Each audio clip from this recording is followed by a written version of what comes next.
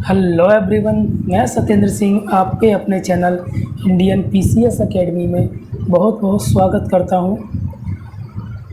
तो सबसे पहले मैं आप लोगों से पूछना चाहता हूं कि जो क्लासेस आप ले रहे हैं, या आप डेली ले रहे हैं, या आप कभी कभी जब आपका मन करता है तब ले रहे हैं, या जो क्लास ले भी रहे हैं उसके नोट्स आप बना भी रहे हैं कि नहीं बना रहे हैं, वो सब चीज़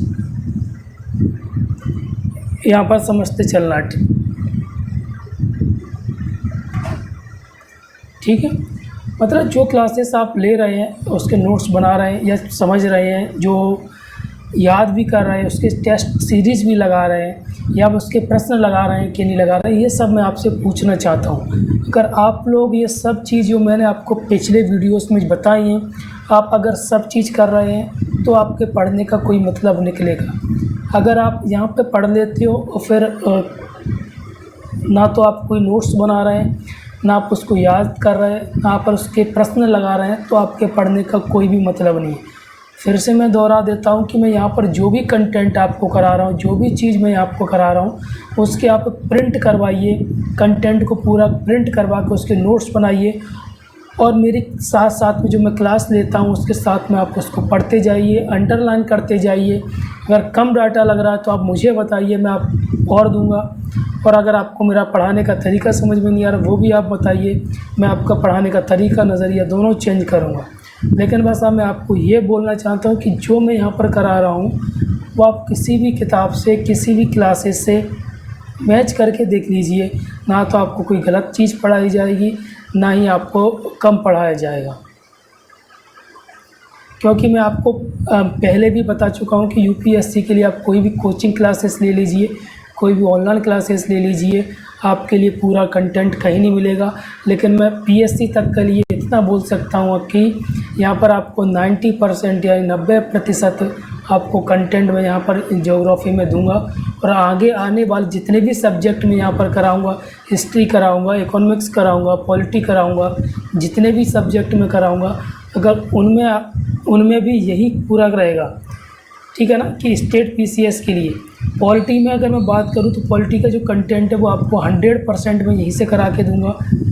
इकोनॉमिक्स की बात ऐसी होती है क्योंकि इकोनॉमिक्स में किताबों के अलावा हमें समझने की आवश्यकता ज़्यादा होती है। किताबों में वो चीज़ भले ही नहीं मिले, लेकिन अगर हमें इकोनॉमिक्स समझ में आ गई तो क्वेश्चंस को कैसे भी करके आपको देंगे तो आप उसको आसानी से कर सकते हैं। ओके, तो हमारा इस चैनल पर अभी जो चल रहा है वो भूगोल चल रहा है, और भूगोल में हमने भारत का भूगोल पूरा ख़त्म कर लिया था। उसका पहले कराने का कारण ये था कि वो एग्ज़ाम में उसका जो वेटेज रहता है वो ज़्यादा रहता है मुकाबले विश्व के भूगोल के। ठीक है, क्योंकि जिस समय मैंने स्टार्ट कराया था उस समय एसएससी जीडी के एग्ज़ाम्स चल रहे थे, तो उस चीज़ को मैंने ध्यान में रखते हुए क्लासेस उसकी ली थी। अभी हमारा जो चल रहा है विश्व का भूगोल चल रहा है। विश्व के भूगोल में हमने पृथ्वी की उत्पत्ति समझी थी। पृथ्वी की उत्पत्ति के बाद आगे हम उसके बारे में जो भी कंटेंट या जो भी क्वेश्चंस हमसे पूछे जाते हैं वो सब हम चीज़ यहाँ पर समझने वाले हैं। आज हमारा जो मेन फोकस रहेगा वो रहेगा सुपर मून, ब्लड मून और ब्लू मून पर। क्योंकि मैंने सोच कर रखा था कि इसके लिए एक अलग से वीडियो बनाऊंगा, क्योंकि इस पर क्वेश्चन पूछे जाते हैं और ये हर जगह कहीं ना कहीं ये आपको नहीं मिलेगा। हालांकि गूगल पर मिल जाता है, लेकिन थोड़ा एक ही साथ में हमें सब चीज़ मिल जाए तो हम उसको कंटेंट को आराम से बना सकते हैं। कभी कभी क्या होता है, हमारे मन में ये चीज़ आती है कि एक तरफ से हमें सब चीज़ पढ़ना है, लेकिन यूट्यूब पर या जैसे कहीं भी आप पढ़ेंगे तो एक तरफ से चीज़ नहीं दी गई है, कहीं कोई चीज़ छोड़ दी गई है। कहीं एक जो महत्वपूर्ण क्लास है, यानी जो अट्रैक्टिव क्लास लगती है, जिस पर स्टूडेंट ज़्यादा ध्यान देकर, स्टूडेंट ज़्यादा चाहता चैप्टर होता है, ज़्यादा अच्छा लगता है, इजी लगता है, या ज़्यादा मज़ेदार होता है, उसको ध्यान में रखते हुए वैसा करा देते हैं। लेकिन एक तरफ से आपको यहाँ पर मिलेगा, आप उसके प्रिंट कराइए और क्लासेस एक तरफ से लीजिए। तो आज का सबसे पहले हम देखने वाले हैं सुपर मून। सुपर मून क्या होता है, इससे संबंधित आपके जो भी क्वेश्चंस होंगे आप यहाँ पर बन जाएंगे। तो यह एक खगोलीय घटना है। दरअसल चंद्रमा पृथ्वी की परिक्रमा दीर्घ वृत्ताकार परिपथ पर करता है। दीर्घ वृत्ताकार क्या होता है, जैसे यहाँ पर ये मैंने अभी सर्कल बनाया, ये क्या है, वृत्त नहीं है, ये क्या दीर्घ वृत्त है। वृत्त होता है ये वृत्त हो गया, और ये क्या होता है, दीर्घ वृत्त होता है। तो या पृथ्वी की बात करें या चंद्रमा की बात करें, दोनों, पृथ्वी सूर्य की परिक्रमा करती है, वो भी दीर्घ वृत्ताकार में पथ में करती है, और चंद्रमा पृथ्वी की परिक्रमा करता है, वो भी दीर्घ वृत्ताकार पथ में करता है, जिसकी वजह से दोनों की, चंद्रमा एवं पृथ्वी की दूरी व स्थिति क्या होती है, बदलती रहती है। अगर कोई भी पृथ्वी करे सूर्य की परिक्रमा, या चंद्रमा पृथ्वी की परिक्रमा करे, अगर वो वृत्ताकार में करेगा यानी इस पथ पर करेगा, तो वर्ष पर क्या रहेगी, उसकी दूरी क्या रहेगी, समान रहेगी। लेकिन दीर्घ वृत्ताकार में करते हैं, तो जब ऐसे मान लीजिए ये है हमारा सन, ठीक है, क्या है, सन। जब पृथ्वी परिक्रमा कर रही है तो यहाँ पर ये दूरी होगी, वो क्या होगी, अधिकतम होगी। यहाँ पर दूरी क्या होगी, वो भी क्या होगी, अधिकतम होगी। लेकिन ये दोनों जो पॉइंट्स हैं, यहाँ पर दूरी क्या होगी, सबसे कम होगी, यानी न्यूनतम होगी। ओके, वैसे ही होता है जब चंद्रमा पृथ्वी की परिक्रमा करता है, वहाँ पर भी यही स्थिति होती है। सुपरमून वह दशा है जिसमें चंद्रमा पृथ्वी के सबसे नज़दीक होता है, ठीक है। जब सुपरमून की घटना होती है तो उस टाइम पे चंद्रमा क्या होता है, पृथ्वी के सबसे नज़दीक होता है। इस स्थिति को पेर्जी फुल मून भी कहा जाता है। इस दशा में चंद्रमा पहले की अपेक्षा 14% अधिक बड़ा और 30% अधिक चमकीला दिखाई देता है। क्लियर हो गया इतना? फिर से दोहरा दूँ मैं, ये एक खगोलीय घटना है, और जब चंद्रमा पृथ्वी के सबसे ज़्यादा नज़दीक होता है उस टाइम पर ये घटती है। उस परिस्थिति को हम क्या बोल देते हैं, पेर्जी फुल मून भी कहा जाता है। इस दशा में चंद्रमा पहले की अपेक्षा 14% बड़ा और 30% अधिक चमकीला दिखाई पड़ता है। ओके, फिर उसके बाद आती है ब्लू मून। ब्लू मून की घटना,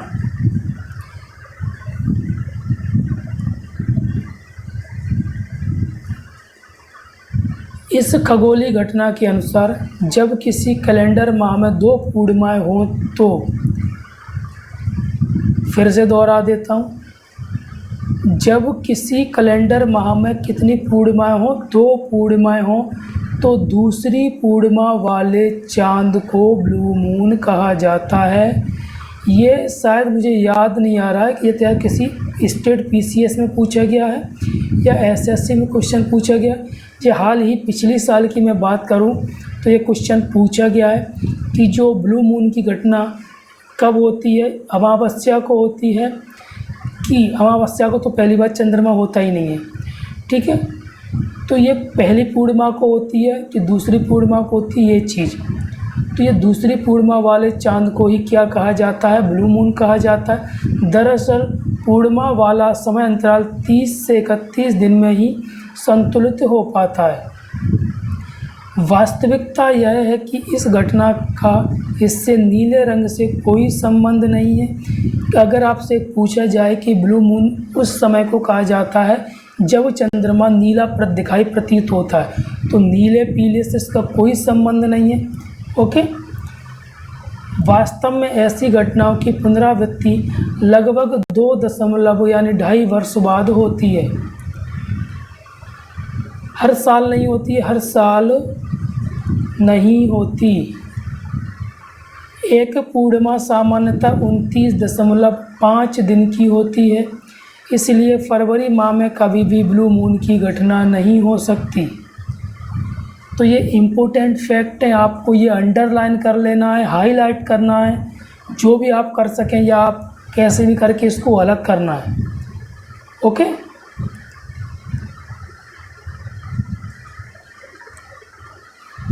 फिर आता है ब्लड मून।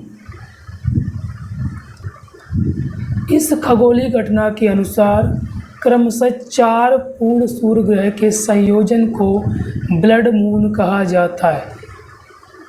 यानी जब 4 पूर्ण सूर्य ग्रहण हो जाते हैं तो उसका एक संयोजन मनाया जाता है, उसको क्या कहा जाता है, ब्लड मून कहा जाता है।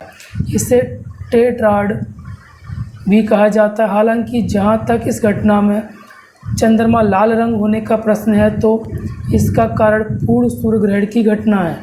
दरअसल पूर्ण चंद्रग्रहण की घटना है। दरअसल पूर्ण चंद्रग्रहण की घटना में सूर्य और चंद्रमा के बीच जब पृथ्वी आ जाती है तो इसकी पूर्ण छाया चंद्रमा पर पड़ती है। इस स्थिति में चंद्रमा पूर्ण रूप से लाल प्रतीत होता है। वास्तव में पूर्ण चंद्रग्रहण की घटना दुर्लभ होती है। दुर्लभ का मतलब कभी कभी, जो कि सामान्य रूप से 3 चंद्रग्रहणों में से किसी एक में ही पूर्ण चंद्रग्रहण होता है। ठीक है, दुर्लभ का मतलब क्या होता है? कभी कभी, यानी बहुत ही कठिनाई से। क्लियर? तो ये था हमारा सुपर मून, ब्लू मून और ब्लड मून। इससे जो भी क्वेश्चंस अगर आपको कंटेंट कम लग रहा है, पहले करना क्या है, कंटेंट पे फोकस नहीं करना है। जो मैंने कराया वो आप कीजिए, उसके बाद आप इसके क्वेश्चंस लगाइए। क्वेश्चंस लगाने के बाद अगर अलग से क्वेश्चंस कोई आते हैं तो आप मुझे कमेंट कीजिए। मैं अपना वो नज़रिया बदल दूंगा कि मेरा कंटेंट पूरा है, मैं कंटेंट और भी खोज के आपको कराया करूँगा। ठीक है, अगर नहीं मिलता है तो आप इतने में ही पढ़िए, क्योंकि इतना मेरे हिसाब से बहुत है। क्लियर? फिर से मैं दोहरा देता हूँ कि जो जहाँ पर मैं कंटेंट करा रहा हूँ ये हिंदी माध्यम के लिए, और सारे क्लासेस यानी जितने भी कॉम्पिटिटिव एग्ज़ाम्स आपके मन में आते सभी के लिए, ऑल कॉम्पिटिटिव एग्ज़ाम्स। क्लियर? और ये जो पीडीएफ में पीडीएफ के द्वारा आपको पढ़ाता हूँ, ये पीडीएफ मैं क्या करता हूँ, टेलीग्राम चैनल पर डाल देता हूँ। इस टेलीग्राम चैनल की लिंक मैं हर वीडियो को डिस्क्रिप्शन में देता हूँ। वहाँ से आप ये सारी पीडीएफ डाउनलोड करके प्रिंट कराइए और आप आपकी अपनी पढ़ाई बहुत आसान तरीके से, बढ़िया तरीके से कीजिए। और जो मेरा उद्देश्य है, इतना अच्छा कंटेंट फ्री में देखो, मैं कोई बहुत बड़ा फेमस टीचर नहीं, फेमस हो भी जाऊँ उसके बाद मेरा जो नज़रिया रहेगा वो शिक्षा को फ्री में। अगर मेरे पास अभी कोई भी रिसोर्स नहीं है पैसे का, अगर मैं यूट्यूब से मेरे पास पैसा आने भी लगता उसके बाद भी, या मैं जैसे मेरी क्लासेस ज़्यादा चलने भी लगेंगी, उसके बाद जो भी मेरा नज़रिया रहेगा वो फ्री का रहेगा। क्योंकि मेरा ये मतलब है कि पैसे की कमी की वजह से कोई भी स्टूडेंट शिक्षा से क्या ना हो, दूर ना रहे। ठीक है, बस मेरा यही एक उद्देश्य है। आप लोग क्लासेस को ज़्यादा शेयर करें। मैं लाइक की बिल्कुल नहीं बोलूँगा, बस आपको अगर क्लासेस अच्छी लगती तो सब्सक्राइब कीजिए, लाइक कीजिए। लेकिन अगर क्लासेस आपको लग रहा है कि काम किए तो उसको प्लीज़ शेयर कीजिए, ताकि वो स्टूडेंट जिनको कंटेंट अच्छा नहीं मिल पा रहा है वो भी ये क्लासेस लें और अपनी पढ़ाई को बहुत अच्छे तरीके से आगे बढ़ाएं। ठीक है, थैंक यू।